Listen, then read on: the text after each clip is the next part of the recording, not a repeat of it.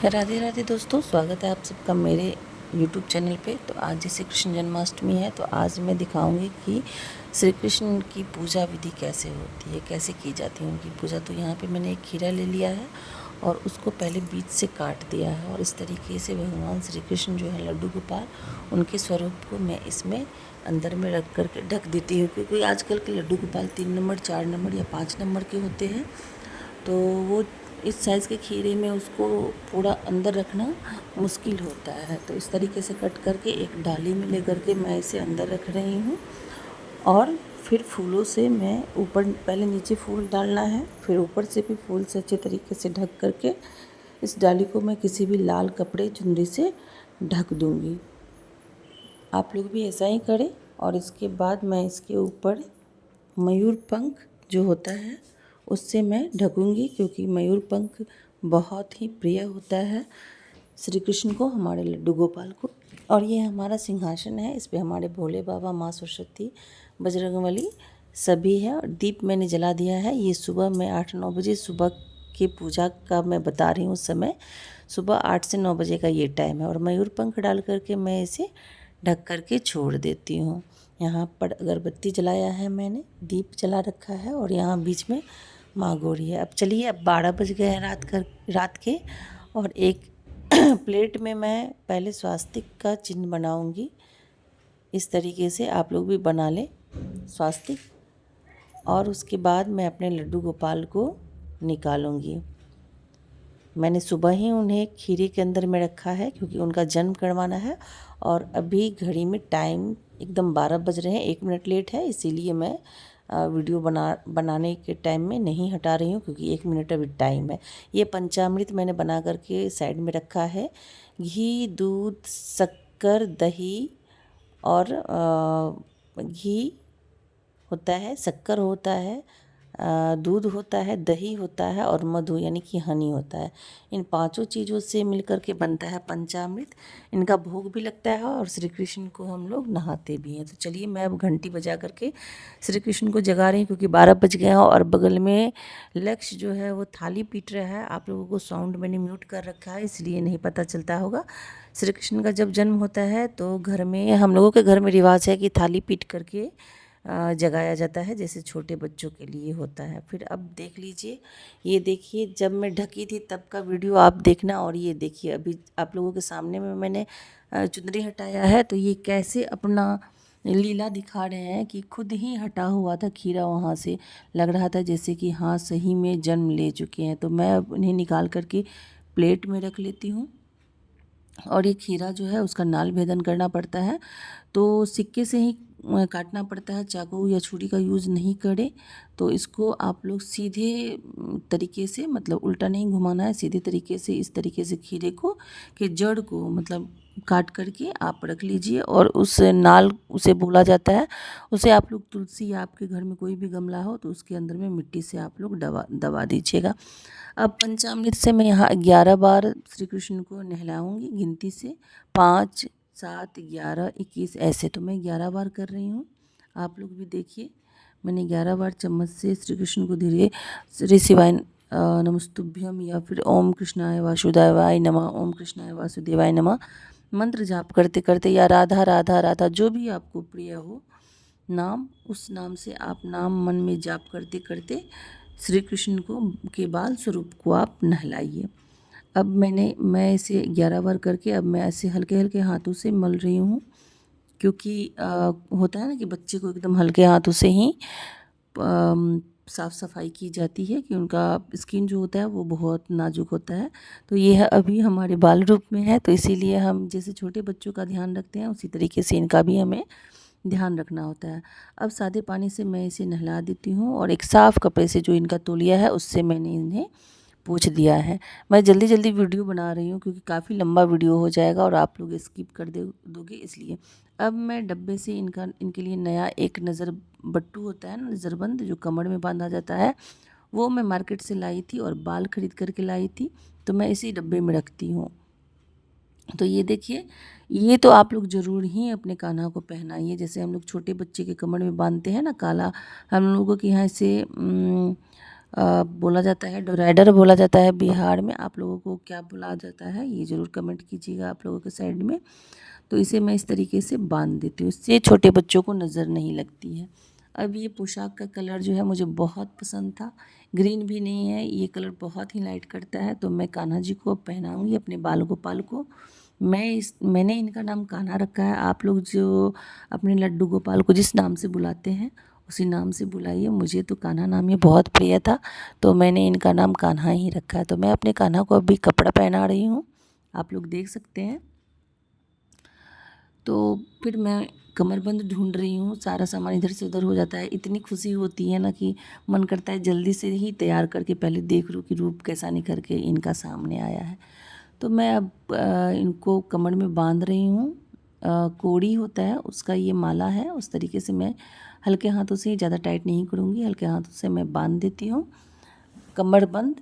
और इसके बाद बैजंती माला, क्योंकि श्री कृष्ण को, बाल गोपाल को बैजंती माला बहुत प्रिय होता है। आप लोग ज़रूर जन्माष्टमी में इनको बैजंती माला एक दे, उसके बाद आप लोगों को जो भी माला पहनाना होता है डिज़ाइन वाला वो दीजिए, लेकिन बैजंती माला तो ज़रूर से ज़रूर दीजिए। और इसके लिए मैं ड्रेस का सेट इस तरीके से मैचिंग करके मैं देखिए एक हार लाई थी, माला स्टोन भी इसका काफ़ी मैचिंग है ड्रेस से, तो मैंने पहना दिया है अपने कान्हा जी को। ये देखिए इनका तो अभी इतना सुंदर लग रहा है देखने के बाद, जो पूरा जब इनका श्रृंगार निखर के आएगा तब तो कहीं नज़र ही ना लग जाए।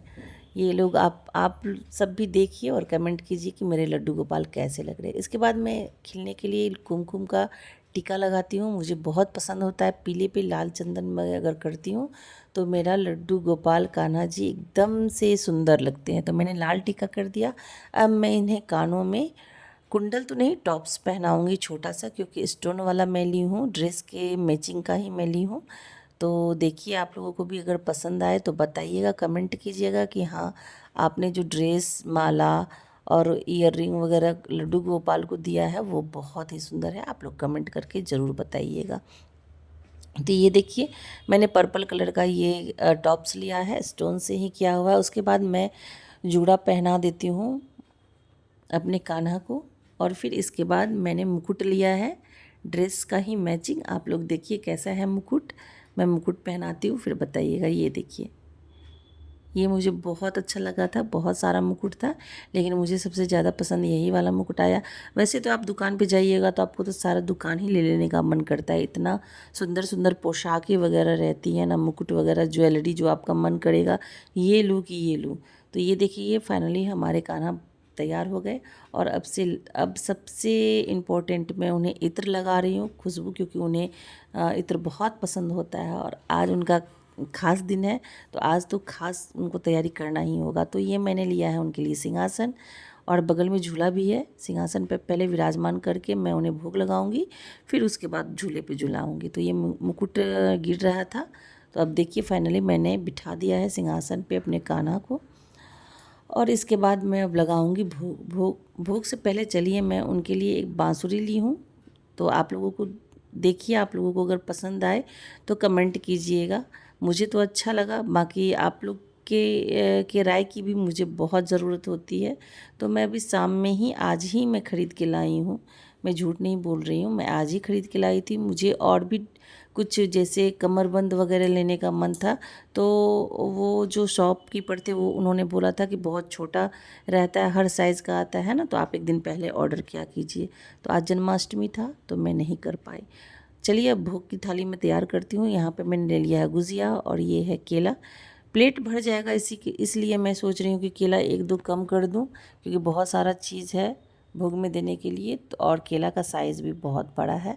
तो यहाँ पर मैं 3 केले भगवान जी के लिए निकाल रही हूँ। उसके बाद फल में एक सेब, एक अमरूद है, तो काफ़ी सारा, लेकिन एक एक ही इसलिए दे रही हूँ कि पूरा प्लेट नहीं तो भर जाएगा। और ये मैंने फूल निकाला है, ये पान है, पान का पत्ता, यहाँ बेलपत्र है जिससे मैं कान्हा जी को चढ़ा रही हूँ। और इसके बाद आप लोग देखिए फूल है लाल वाला, आप लोग भी इस तरीके से पूजा कर सकते हैं। ये पान का पत्ता मैंने बीच में रखा है और बिना सुपारी के पान नहीं चढ़ानी चाहिए, तो मैं सुपारी ढूंढ रही हूँ। सुपारी रखा हुआ है बगल में ही, और ये सारा फूल जो बचा हुआ है उसे मैं अपने मेन सिंहासन पे, जहाँ मैं और भगवान को रखी हुई हूँ, बजरंगबली है, सरस्वती माता है, उस पर मैं अर्पित कर रही हूँ। अब मैं सुपारी ढूंढ रही हूँ, डब्बे में रखा हुआ है, सुपारी निकाल के यहाँ पर मैंने रख दिया।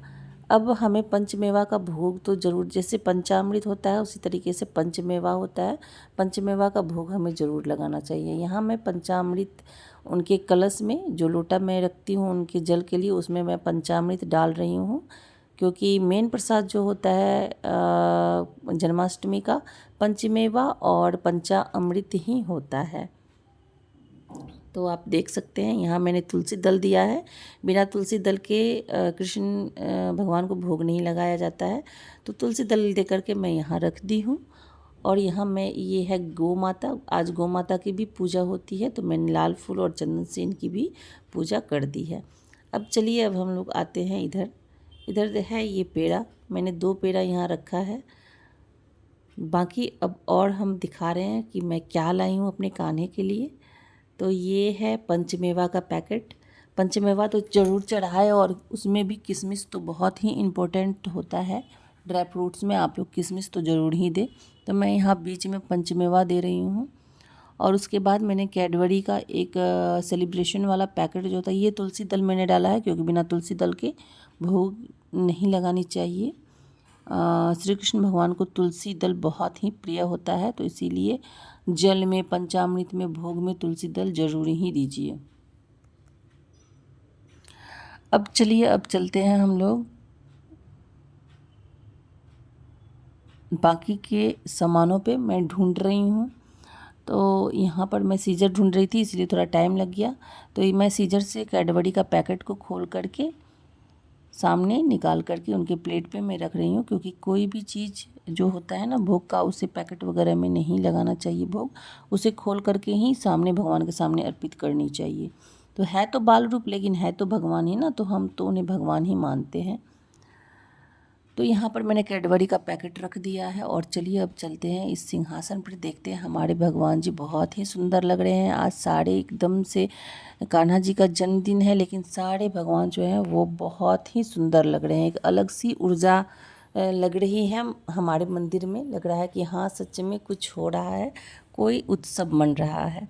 तो ये आप लोग भी देख सकते हैं। आप लोग को अगर मेरा ये ब्लॉग पसंद आए तो ज़रूर लाइक और सब्सक्राइब कीजिएगा। तो मैं यहाँ केक नहीं लेती हूँ। कई लोगों को मैंने देखा है कि केक वगैरह से ही वो कटिंग करते हैं, लेकिन केक यूज़ नहीं करना चाहिए। आप दूध से बनी हुई कोई भी मिठाई, बर्फ़ी, कलाकंद लेकर के लड्डू गोपाल का केक कटिंग करवाइए। लेकिन मैं बोलती हूँ कि केक नहीं लाना चाहिए, क्योंकि उसमें सोडा होता है, और सोडा में पता नहीं और क्या नमक भी हो सकता है या कुछ भी। तो यहाँ मैंने घंटी बजा दिया है, कान्हा जी को बोल दिया है कि कान्हा जी अब तैयार हो जाइए, आपका बर्थडे अब सेलिब्रेट होगा। तो यहाँ मैं बलून लूँगी और उसी से मैं फोड़ करके, जैसे छोटे बच्चों का सेलिब्रेशन होता है उसी तरीके से मैं कर रही हूँ। आप लोग बने रहिए और देखते रहिए, स्किप मत कीजिएगा, क्योंकि मैं खुद जल्दी जल्दी कर रही हूँ सारा कुछ, जो आप लोगों का टाइम नहीं जाए। तो यहाँ मैं एक बलून ढूंढ रही हूँ कहीं से कि गिरा हुआ मिल जाए, तो मैं उसमें फोड़ूँ बलून को और फिर उनका बर्थडे मनाऊँ। अगरबत्ती धूप बंद हो गया था, तो मैंने धूप जला लिया। ये देखिए, मैंने बलून फोड़ा, और ये, अरे वाह, कान्हा जी ने तो खुद ही अपना मोमबत्ती फूंक दिया है। यहाँ पर देखिए, कैमरा के सामने ही सारा कुछ हो रहा है।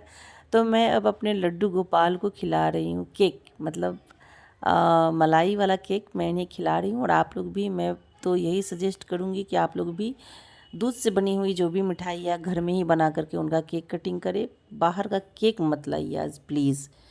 और इसके बाद मैं जल अर्पित कर रही हूँ। जल अर्पित करने के बाद मैं सब इनको ऐसे करके, मतलब इसको उसर्गना बोलते हैं, कि भगवान मैंने आपको सारा चीज़ अर्पण किया है, आप इसे भोग लगाए। भोग वाली वस्तु जो है हमें कम से कम 1 से 2 घंटे रखनी चाहिए। उसके बाद हम आरती करेंगे। आरती कुंज बिहारी की मैं यहाँ गा भी रही हूँ और आरती भी कर रही हूँ। बाकी मैंने वॉइस म्यूट कर रखा है, इसीलिए आप लोगों को सुनाई नहीं देता होगा। मैं यहाँ आरती कर रही हूँ, आरती कुंज बिहारी की, गिरधर कृष्ण मुरारी की। आप लोगों को जो भी पसंद है आरती, वो आप लोग गा सकते हैं। इस तरीके से मैं आरती कर रही हूँ अपने नंदलाला की, बाल गोपाल की और अपने कान्हा जी की। उसके बाद भोग जो मैंने लगाया है उसे मैं छोड़ दूँगी लगे हुए ही, क्योंकि भोग तुरंत नहीं हटाना चाहिए, क्योंकि बाल ग्वाल आते हैं, गैया आती हैं, सभी आते हैं भोग लेने के लिए। दोनों तरफ मैंने मयूर पंख रखा है, क्योंकि बहुत ही प्रिय होता है उनको मयूर पंख। और यहाँ भोग है, यहाँ उनका केक है। और चलिए अब मैं लास्ट में उनके लिए सरप्राइज़ रखी थी, वो छोटे हैं तो उनके लिए मैंने हाथी घोड़ा पालकी सारा जितना भी खिलौना है, देखिए कितना सुंदर रूप निखर के सामने आया है, नज़र न लग जाए, हे भगवान। और इसके बाद मैंने यहाँ लिया था उनके लिए खिलौना। ये देखिए, आप लोग भी ज़रूर छोटा कोई खिलौना उनको दीजिए, खास करके मिट्टी से बना हुआ खिलौना ज़रूर से ज़रूर दीजिए, आर्टिफिशियल देने का कम कोशिश कीजिए। तो यहाँ मैंने हाथी घोड़ा पालकी मयूर तोता सब लिया है उनके लिए, और मैं यहाँ रख देती हूँ। रात भर वो इनके साथ खेलेंगे, बलराम भी खेलेंगे, उनके ग्वाल बाल भी खेलेंगे, सारे लोग आकर के खेलेंगे और हमारे भोग को भगवान श्री कृष्ण ग्रहण करें और आप लोगों पे भी अपनी कृपा बरसाए। अगर आप लोगों को मेरा चैनल अच्छा लगता है तो प्लीज़ लाइक सब्सक्राइब और शेयर कीजिए। आज इनको ही समर्पित सारा दिन।